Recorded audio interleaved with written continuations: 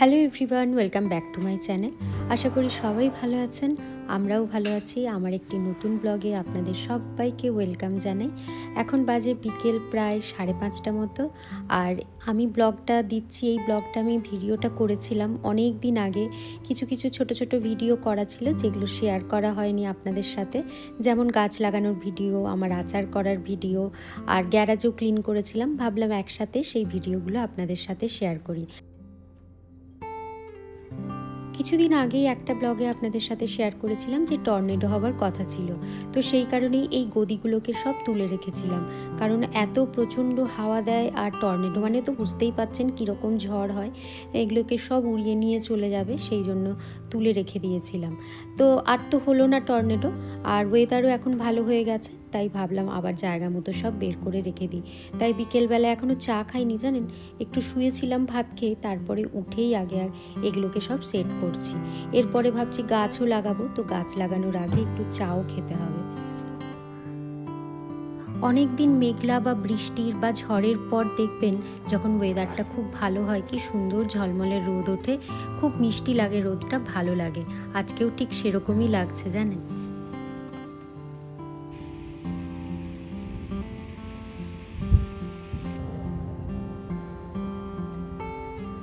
প্যাটিওর সোফাগুলো সব সেট করা হয়ে গেছে। চলুন এবার চাটা করি ভেতরে গিয়ে, কারণ চা না খেয়ে বাকি কাজ আর হবে না। বিকেলবেলায় এই সময় দেখবেন চা চাই। ছোটোবেলায় শুনতাম মারা বলতো চা খাবার একটু দেরি হয়ে গেলেই মাথা ধরে গেছে। জানি না এটা চায়ের নেশা না ওদের এটা এমনি মনের প্রবলেম। আমার আবার চায়ের নেশাটা একটু অন্যরকম।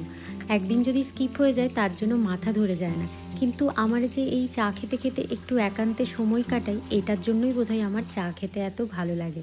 বসে বসে চারিদিকে দেখি, লোকজন যদি যায় তাদেরকে দেখি, বাচ্চারা খেলে, বসে বসে এগুলো দেখতে খুব ভালো লাগে। আর সাথে এক কাপ চা থাকে, সেটাতে চুমুক দিতে খুব মজা লাগে। তো চলুন, তাই ভাবছি একটু বসে আগে একান্তে চা খাই। গোলক আর গুবলু নেই, ওরা বেরিয়েছে। গুবলুর সকার খেলা আছে, মানে সকার প্র্যাকটিস আছে, তাই ওরা চলে গেছে। আমি একাই আছি, আমার একার জন্য এখানে এক কাপ চা বানিয়ে নিচ্ছি।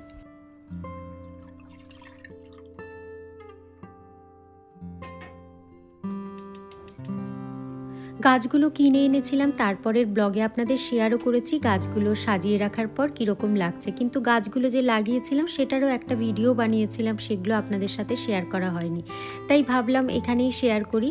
আসলে এই দিনই আমি গাছগুলো লাগিয়েছিলাম, মানে শিকাগো যাবার কয়েকদিন আগেই লাগিয়ে দিয়েছিলাম, কারণ ভাবছিলাম যদি শিকাগো চলে যাই ওখানে তো 3 দিন কেটে যাবে, তখন কিন্তু আর গাছগুলো হয়তো ঠিক থাকবে না, তাই যাবার আগে গাছগুলোকে লাগিয়ে দিয়ে গেছিলাম।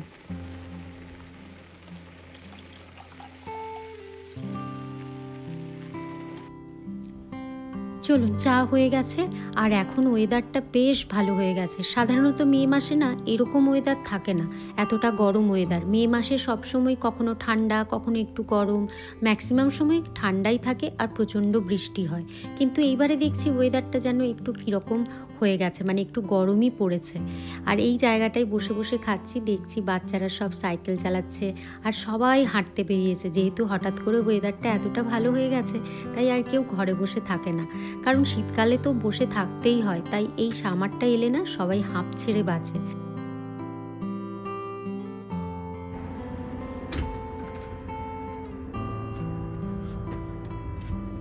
চলুন চা খাওয়া হয়ে গেছে, এবারে গাছগুলো ঝটপট লাগিয়ে নিই। এখন অনেকটাই বেলা বেড়ে গেছে, যেহেতু গ্রীষ্মকাল, এখন প্রায় 8:30টার পর সন্ধে হচ্ছে, এরপরে তো 9:30টাও হয়ে যাবে। তো এই জুন জুলাইটা দেখেছি একটুখানি বেশ মানে শুধু জুন জুলাই নয়, এই মে জুন জুলাই 3টে মাস বেশ অনেকটা আমরা দিনের আলো পাই, তাই এই সময়টায় কাজও করে নিই আমরা অনেকটা। তো চা খাবার পরও হাতে এখন অনেক সময় আছে, তাই ভাবলাম গাছগুলোকে ঝটপট লাগিয়ে নিই, কতক্ষণ আর লাগবে। ওই জন্যই তো মাটিগুলো আগে থেকে ভরে রেখেছিলাম, একসাথে দুটো কাজ করতে গেলে তখন খুব মুশকিল হয়। যারা একা হাতে পুরো সংসার সামলান, সমস্ত কাজ করেন, চেষ্টা করবেন বাড়িতে যারা থাকে, যেমন হাজবেন্ড, ছেলে, এদেরকেও কাজে লাগিয়ে দিতে। কিন্তু যখন এরা কাজে মানে আসতে পারে না, এরা অন্য কাজে ব্যস্ত থাকে, আপনাকে হেল্প করতে পারছে না, তখন একাই একসাথে সব কাজ একদিনে করতে যাবেন না, পাটে পাটে কাজগুলো করবেন। যেমন আমি আগে মাটি ভরে রেখে দিয়েছি, আজকে গাছগুলো লাগাবো। আগের একদিন এরকম হয়েছিল, মানে আগের বছর মনে আছে যে আমার সেদিন রান্না ছিল না, গোলক অফিসে গেছিলো, হাতে অত কাজ ছিল না, তাই একসাথে বসে মাটি ভরে গাছ লাগিয়ে নিয়েছি। কিন্তু এবারে আর সেটা হয়নি, রান্নার অনেক কাজ ছিল, তাই ভাবলাম মাটিটা আগে ভরে রেখে দিই, গাছটা পরে লাগাবো। তাতে আমার কাজটা অনেক ইজি হয়ে যায়, অতটা খাটনি হয় না, শরীরে ক্লান্তিও আসে না। ছোট ছোট প্যাকেটের মধ্যে গাছগুলো ছিল, সেখান থেকে গাছগুলোকে সব বের করে নিলাম। আগে কোন টবে কোনভাবে লাগাবো, মানে কতগুলো কালার একসাথে লাগাবো সেটা আগে ডিসাইড করে নিয়েছিলাম। তারপরে একে একে দেখুন গাছগুলো লাগাচ্ছি। কখনো একসাথে একই কালার লাগাই, আবার কখনো কম্বিনেশন করে লাগাই, তাতে দেখতে খুব ভালো লাগে। আর এখানে আজকে হাতে করেই করছি জানেন, আর গ্লাভস পরিনি। গ্লাভস পরলে না ঠিক কন্ট্রোলে থাকে না আমার, দেখেছি। আর গাছগুলো এত ডেলিকেট, এদিক ওদিক একটু হয়ে গেলেই ভেঙে যায়, তাই ভাবলাম যে না, হাতে করেই করে নিই। মাটিটাও ড্রাই আছে, কোনো অসুবিধা নেই। আর এই কালারটা দেখুন ভীষণ সুন্দর, আগের বছর আমি দেখতে পাইনি, এই বছর এই কালারটা দেখতে পেয়ে আমার এত ভালো লেগেছে, তাই এটাও একটা কিনে নিয়েছিলাম। আমি এই বছর গাছ লাগানোর ক্ষেত্রে একটা জিনিস ভুল করেছি, সেটা হচ্ছে পুরোটাই আমি কিন্তু গার্ডেন সয়েল দিয়ে লাগিয়েছি। এবারে কিন্তু আর যে পটিং মিক্স করি সেটা মিক্স করতেই আমি ভুলে গেছি, কেনাও হয়নি। তাতে কি হয়, গাছের গোড়ায় কিন্তু অনেক সময় জল ধরে যায়, বিশেষ করে টবে জল পুরোটা ড্রেন হতে চায় না, কারণ গার্ডেন সয়েলটা অনেকটা ভারী হয়। তো আপনারা চেষ্টা করবেন সবসময় পটিং মিক্সের সাথে একটু গার্ডেন সয়েল মিশিয়ে দেবার। একদম পটিং মিক্স দিলে কি হয়, আমরা অনেক সময় সামারে এদিক ওদিক বেড়াতে চলে যাই, তাতে খুব ড্রাই হয়ে যায়। আর একটু যদি গার্ডেন সয়েল থাকে তাহলে ময়েস্ট থাকে মাটিটা। কিন্তু কখনোই কোনোটা আর মানে পুরোটা পটিং মিক্স বা পুরোটা গার্ডেন সয়েল দেবেন না, যেটা এবার আমি ভুল করেছি, কারণ আমার এখন খুব প্রবলেম হচ্ছে, তার জন্যই ভাবলাম এই ব্লগে আপনাদেরকে জানিয়ে দিই। আর এখানে দেখুন গাছগুলো সব লাগানো হয়ে গেছে, যতগুলো টব ছিল। আর কি অপূর্ব লাগছে দেখুন রঙগুলো। যখন ফুলগুলো বড় হবে, আরও অনেক ফুলে ভরে যাবে, তখন তো আরও সুন্দর লাগবে। গাছ লাগানো হয়ে গেছে, গাছে জলও দিয়ে দিয়েছি। আর এটা হলো আর একটা দিনের ব্লগ। সেদিন আমি আপনাদের দেখিয়েছিলাম যে আম কেটে রেখেছিলাম, কিন্তু আচার যে বানিয়েছিলাম সেটা আর শেয়ার করা হয়নি, কারণ ভিডিওটা করতে অনেক লেট হয়ে গেছিলো। আর যেই ভিডিওটার সাথে কন্টিনিউ করছিলাম সেই ভিডিওটাও অনেকটা বড় হয়ে গেছিলো বলে এইটা আর দিতে পারিনি, তাই ভাবলাম এই ব্লগেই আপনাদের সাথে এই রেসিপিটা শেয়ার করি।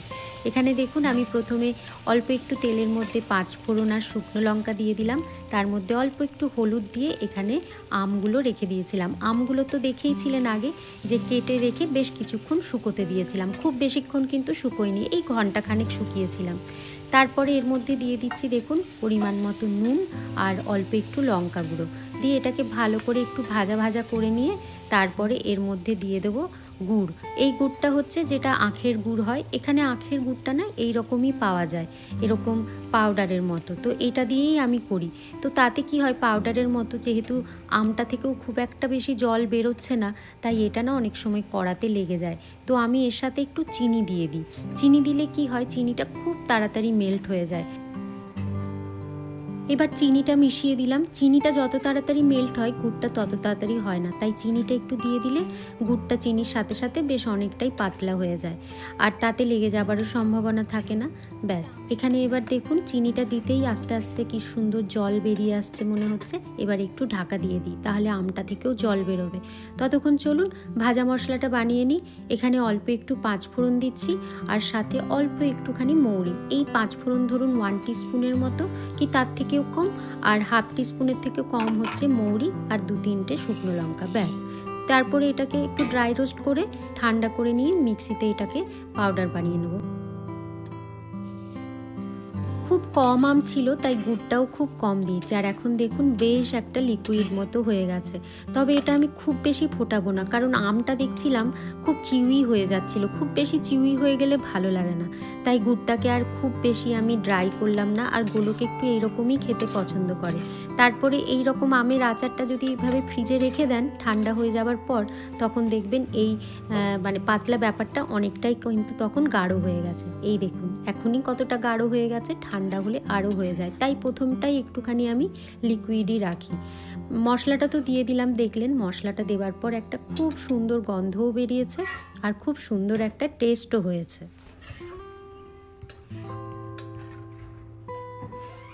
Good morning. আজ হচ্ছে নেক্সট ডে, মানে যেদিন আমের আচার বানিয়েছিলাম এটা তার পরের দিন ব্লগটা করেছিলাম। হঠাৎ করে ওয়েদারটা একটু ভালো হতেই ভাবলাম এই সময় গ্যারাজটা ক্লিন করে নিই। গ্যারাজ আমরা মোটামুটি বছরে 3বার ডিপ ক্লিনিং করি। একটা হচ্ছে এই স্প্রিংয়ের সময় করি, একবার সামারের মাঝে একবার করি, আর একবার করি ফল যখন আসে, মানে উইন্টার আসার আগে একবার ভালো করে করতে হয়। আর দেখুন মোটামুটি গোছানোই আছে সব, কিন্তু যেহেতু উইন্টারে পুরো বরফ জমে থাকে মানে চাকাগুলোর মধ্যে, সেখান থেকে বরফ পড়ে এই গ্যারাজটা খুব নোংরা হয়ে যায়। মানে অগোছালো নেই কিন্তু নোংরা হয়ে আছে বেশ, চারিদিকে পাতা উড়ে এসেছে, ধুলো ময়লা, তো সেগুলোকেই পরিষ্কার করতে হবে। কিন্তু সেগুলো পরিষ্কার করলেও আমাকে গ্যারাজের মধ্যে যেই জিনিসগুলো আছে সেগুলোকে সরাতে হবে, তা না হলে পুরো জায়গাটায় ভালো করে ধুলো ময়লাগুলো বেরোবে না। ব্লোয়ার দিয়ে যখন পরিষ্কার করব তখন এর মধ্যেই সব ধুলোগুলো বসে যাবে। তাই আগে গ্যারাজটা ফাঁকা করি, বড় বড় যেই জিনিসগুলো আছে সেগুলোকে সব বের করে দিচ্ছি। গাড়ি তো আগেই গোলক বের করে দিয়েছিল, সকালবেলা উঠেই গোলককে বলেছিলাম তুমি গাড়ি দুটো আগে বের করে দাও। একটা গাড়ি যখন ছিল আমি বের করে দিতাম, কিন্তু এখন 2টো গাড়ি হয়ে গেছে, বের করতে আমার খুব মুশকিল হয়, তাই ওকেই বলেছিলাম।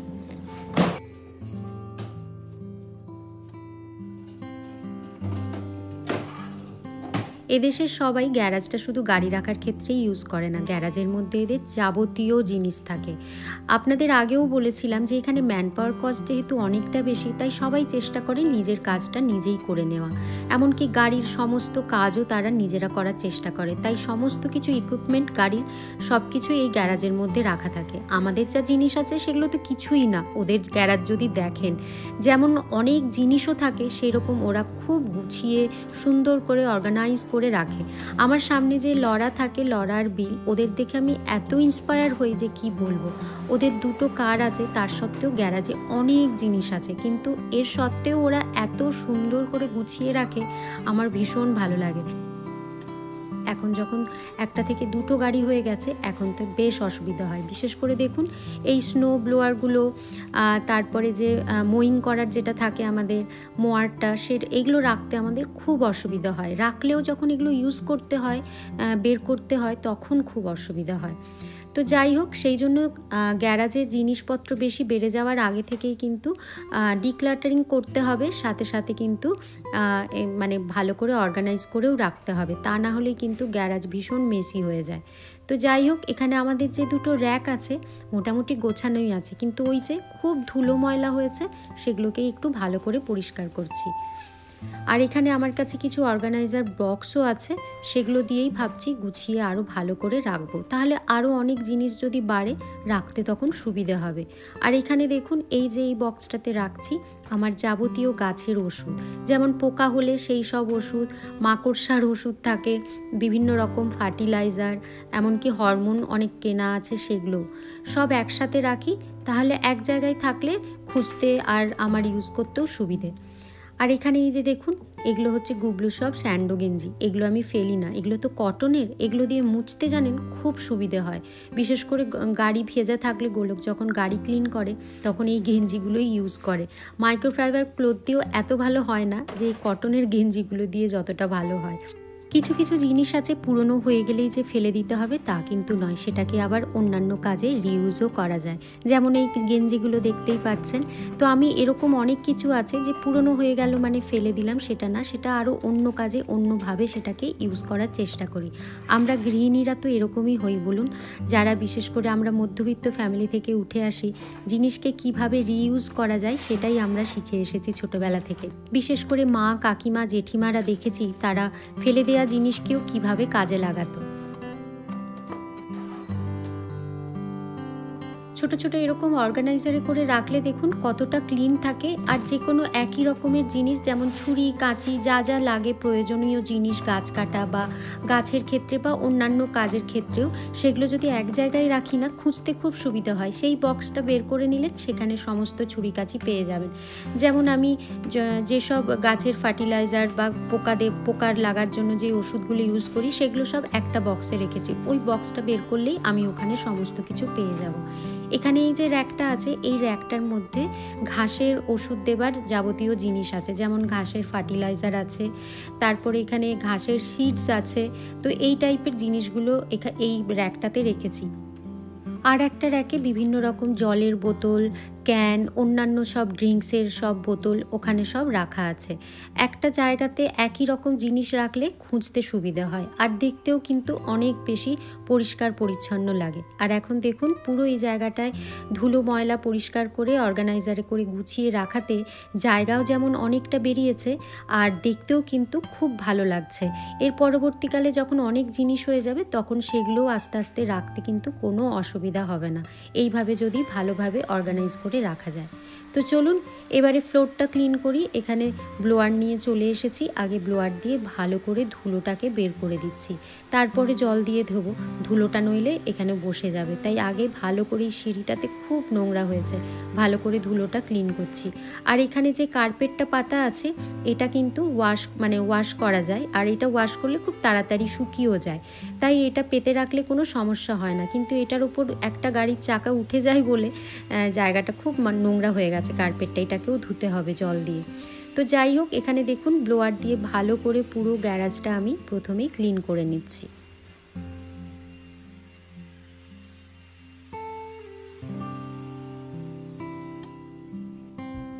সকালবেলায় ঘুম থেকে ওঠার পরই চলে এসেছিলাম গ্যারাজ ক্লিন করতে। এবারে হয়ে গেছে ব্রেকফাস্ট করার সময়, খিদেও পেয়ে গেছে। এত সকাল থেকে খাটাখাটনি করলে খিদে তো পাবেই, তাই সময় মতো খেয়ে নিলে কিন্তু কোনো অসুবিধা হয় না। একটু চা করেছি, চা না খেলে না এনার্জি পাচ্ছি না যেন। আর সাথে লুচিও ছিল, ভাবলাম চা আর লুচিই খেয়ে নিই। খুব খিদে পেয়েছে, গোলককেও দিয়ে এসেছি একবারটি সময় করে, আর আমিও নিয়ে খেয়ে নিলাম। চলুন এবার বাকিটুকুও কমপ্লিট করে নিই। এবার ভ্যাকিউম এনেছি, কার্পেটটা ধোবার আগে এখানে একটু ভ্যাকিউম করে নেব, কারণ কার্পেটের মধ্যে অনেক ময়লা থাকে যেগুলো ব্লোয়ার দিয়েও যায় না, তাই একটুখানি ভ্যাকিউম না করলেই নয়। সংসারে আমাদের অনেক কাজ থাকে, বাইরের ভেতরের মিলিয়ে হাজারখানা কাজ। সেই কাজগুলোকেই যদি আমরা খুব অর্গানাইজ ওয়েতে করি এবং ভাগে ভাগে করি কাজগুলো, তখন দেখবেন এতটা প্রেশার আসে না। বিশেষ করে এই ক্লিনিংয়ের কাজটা কিন্তু সময়ের মতো করে নিতে হবে, খুব বেশি গ্যাপ দেওয়া যাবে না। 2-3 মাস বা 2 মাস 1 মাস ছাড়াই কিন্তু এই ক্লিনিংয়ের কাজটা করে নিতে হবে। যদি একসাথে ফেলে রেখে দেন অনেক দিন, তখন কিন্তু কাজ অনেক বেড়ে যায়। তাই সময়ে সময়ে এই ক্লিনিংয়ের কাজটা অবশ্যই কিন্তু করে নিতে হবে। হ্যাঁ, অনেক সময় এরকম হয় যে আমাদের হাতে অনেক কাজ চলে আসে, হয়ে ওঠে না, তখন চেষ্টা করতে হবে কিভাবে অন্যদিকে ম্যানেজ করে এইগুলো করা যায়। আমার ব্লগ দেখে অনেকেই তোমরা বলো যে আমার বাড়ি খুব সুন্দর লাগে তোমাদের, এত গুছিয়ে রাখি, এত কাজ একসাথে কি করে করি, এত নিট অ্যান্ড ক্লিন কিভাবে থাকে। আমি দুটো রুলস ফলো করি, সেটা হচ্ছে ডিক্লাটারিং আর অর্গানাইজিং। সময়ে সময়ে ডিক্লাটারিং করাও খুব প্রয়োজন। বাস্তুতেও বলা আছে জানেন, যে সময়ে সময়ে ডিক্লাটারিং করলে তাহলে ঘরের মধ্যে কোনো নেগেটিভিটি আসে না। আর দেখবেন যে জিনিসটা অযথা অনেক দিন পড়ে আছে, আপনি ইউজও করছেন না, তার মধ্যে ধুলো ময়লা তো জমেই, সাথে অনেকটা স্পেসও নিয়ে নেয়। সেগুলো ফেলে সেই জায়গাটায় আপনি আরও অন্য জিনিস অ্যারেঞ্জ করে রাখতে পারেন। তো সেই কারণেই ডিক্লাটারিং করাটা ভীষণ প্রয়োজন সময়ে সময়ে। আমি যেটা করে থাকি প্রায় 4-5 মাস কি 5-6 মাস অন্তর, সেটা জামা কাপড়ই হোক, কিচেনই হোক, গ্যারাজই হোক, যে কোনো ক্ষেত্রেই। গ্যারেজটার মধ্যে যা ধুলো ছিল, ধুলো ময়লা, সেগুলোকে ব্লোয়ার দিয়ে বের করে আবার জায়গা মতো সব জিনিস দেখুন গুছিয়ে আমি রেখে দিয়েছি। কারণ একবার পুরো গ্যারেজটা জল হয়ে গেলে না, তখন জিনিসগুলোকে বাইরে থেকে বারবার ভেতরে আনতে গেলে আবার নোংরা হয়ে যাবে ফ্লোরটা। তাই আগেই জিনিসগুলোকে ঝেড়ে পুছে ভালো করে ভেতরে রেখে দিয়েছি। একদম শেষে আমি ফ্লোরটাকে ক্লিন করছি। আর এখানে আমার জলের পাইপ লাগানোই থাকে গাছে জল দেওয়ার জন্য, সেটা বেশ বড়, সেটা গ্যারেজ অবধি চলে আসে, সেটাই এনেছি। আর এটার মধ্যে যে জেট অপশনটা আছে সেটা দিয়েই করি। সাধারণত সবাই পাওয়ার ওয়াশ ইউজ করে, কিন্তু আমার কাছে পাওয়ার ওয়াশ নেই। কিন্তু জানেন, আমি বলছি আমার এক্সপিরিয়েন্স থেকে, যে আমার পাশের বাড়ির একজনের পাওয়ার ওয়াশ আছে, তার কাছ থেকেই আমি নিয়ে এসে করেছিলাম আগের বছর। কিন্তু পাওয়ার ওয়াশেও এই ময়লাগুলো যেতে চায় না। জলে কিছুক্ষণ ভিজিয়ে রাখি, তারপরে আমার কাছে এরকম একটা ব্রাশ আছে, সেই ব্রাশটা দিয়ে একটুখানি এই ময়লাগুলোকে ঘষে দিই। এই ময়লাগুলো হচ্ছে চাকা থেকে এসেছে। আমাদের শীতকালে গাড়িগুলো নিয়ে বেরোলে গাড়ির মধ্যে যে স্নোটা লেগে যায়, সেটাই এখানে এসে জমে পুরো কাদা হয়ে যায়। আর সেটাই দিনের পর দিন জমতে জমতে এরকম একটা বেশ লেয়ার পড়ে যায়, আর সেটা চট করে যেতে চায় না। একটু জলে ভিজিয়ে রাখলে তারপরে দেখেছি ব্রাশে করে ঘষলেই উঠে যায়। সেটাই আমি এখানে ব্রাশে করে একটু ঘষে দিচ্ছি। পাওয়ার ওয়াশ দিয়ে আগেরবার করেছি, কিন্তু সেই আমাকে হাতে করে একটু ঘষতেই হয়েছে। আর দেখুন, এখন কিন্তু ঘষে দেওয়ার পর ভালো মতো পরিষ্কার হয়ে গেছে। তারপরে কার্পেটটাকে একটু গুটিয়ে ভালো করে ভেতর থেকে আরও পরিষ্কার করে নিচ্ছি।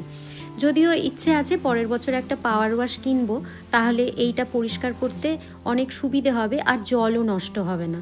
কারণ এটাতে জলটা অনেকটা নষ্ট হয়, পাওয়ার ওয়াশে যেটা কম হয়। জল স্প্রে করে একটা সাইড থেকে আর একটা সাইডে ভালো করে ময়লাটাকে নিয়ে যাচ্ছি। কারণ এখানে তো ঝাঁটা দেবার কিছু নেই।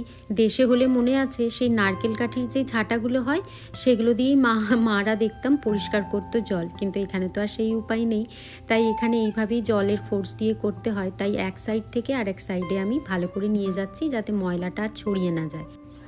আর এখানে যে কার্পেটটা ভিজে গেছিলো, সেটাও আমি যে ওয়াইপ করে যেটা দিয়ে, সেটা দিয়েই ভালো করে জলটাকে টেনে দিচ্ছি, তাহলে এক্সেস জলটা বেরিয়ে যাবে।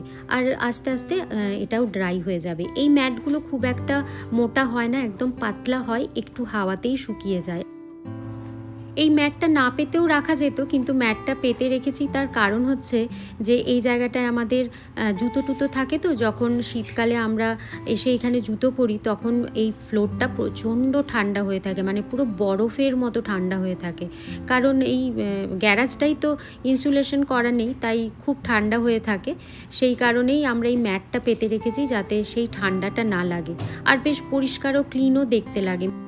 তো যাই হোক, সব কাজ হয়ে গেছে, আর একদম লাস্টে আবার সব কিছু জায়গার জিনিস জায়গায় গুছিয়ে রাখছি। তবে এখন গাড়িগুলো ঢোকাবো না, গোলক বলল আগে পুরো গ্যারাজটা শুকিয়ে যাক, তারপরে গাড়িগুলো ঢোকাবো।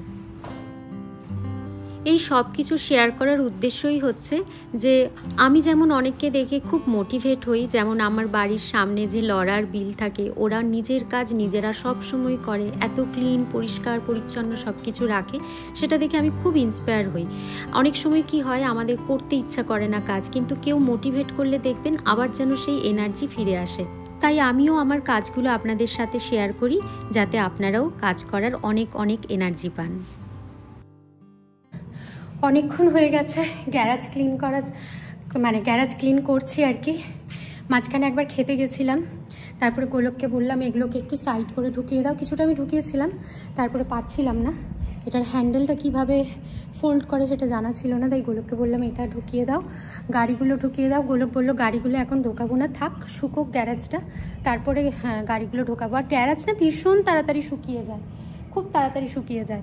একটু খোলা রাখলে তো কথাই নেই, বাট গ্যারাজ খোলা রাখা চলবে না। আমাদের কমিউনিটির নিয়ম হচ্ছে, যদি গ্যারাজের সামনে আমরা কেউ থাকি তবেই গ্যারাজ ওপেন রাখতে পারবো, আদারওয়াইজ গ্যারাজ ডোর সবসময় ক্লোজ রাখতে হবে। এটা নতুন নিয়ম হয়েছে, নইলে আগে খুলে রাখা যেত যতক্ষণ ইচ্ছে। একবার তো এরকম হয়েছে, রাত্রেবেলা গ্যারাজ ডোর বন্ধ করতেই ভুলে গেছি। তো যাই হোক, গোলক বললো পরে ঢোকাবো, ও যখন লাঞ্চ করতে আসবে তখন ঢুকিয়ে দেবে, ততক্ষণে আশা করি শুকিয়ে যাবে। 11:30 বাজতে যায়। আমি এবার স্নান করে পুজো সেরে রান্নাও করবো। আজকে খুব টায়ার্ড হয়ে গেছি। তবে একটা কি, যে আমরা মাঝে মধ্যেই ক্লিন করি, পরিষ্কার করি। একবার ফলের সময় করেছিলাম, একবার সামারের মাঝে করব, স্প্রিংয়ের সময় একবার করি। তো মাঝে মধ্যে ডাস্টিং করি বলে অর্গানাইজও থাকে আর পরিষ্কারও থাকে। তাই আজকে আমাকে ডিপ ক্লিনিং করার সময় খুব বেশি কিছু করতে হলো না। এর আগের অনেক ব্লগেই আপনারা কমেন্ট করেছেন, মানে কমেন্ট করে আমাকে জানিয়েছেন যে আমি যাতে অর্গানাইজিং ভিডিও বেশি বেশি করে দিই, তাই ভাবলাম আজ যখন গ্যারাজটা পরিষ্কার করছি, গোছাচ্ছি, সেটার ভিডিও আপনাদের সাথে শেয়ার করি। কারণ এইখানে থাকতে গেলে গ্যারাজটাও আমাদের একটা খুব ইম্পর্টেন্ট পার্ট আর কি। এই জায়গাটাকেও যদি আমরা পরিষ্কার পরিচ্ছন্ন করে রাখি তাহলে কম জায়গার মধ্যেও অনেক জিনিস রাখা যাবে। তো যাই হোক, চলুন আপনাদের কীরকম লাগলো, কোনো হেল্প হলো কি না আমাকে কিন্তু কমেন্ট করে জানাতে ভুলবেন না। আর ভাবছি সাথে সাথে এখানে ব্লগটাও শেষ করব। আপনারা সবাই খুব খুব ভালো থাকবেন, সুস্থ থাকবেন, সাবধানে থাকবেন। ব্লগটা ভালো লাগলে অবশ্যই একটা লাইক, শেয়ার আর কমেন্ট করে দেবেন। যারা নতুন বন্ধু অবশ্যই সাবস্ক্রাইব করে দেবেন। আজকের মতো বাই বাই।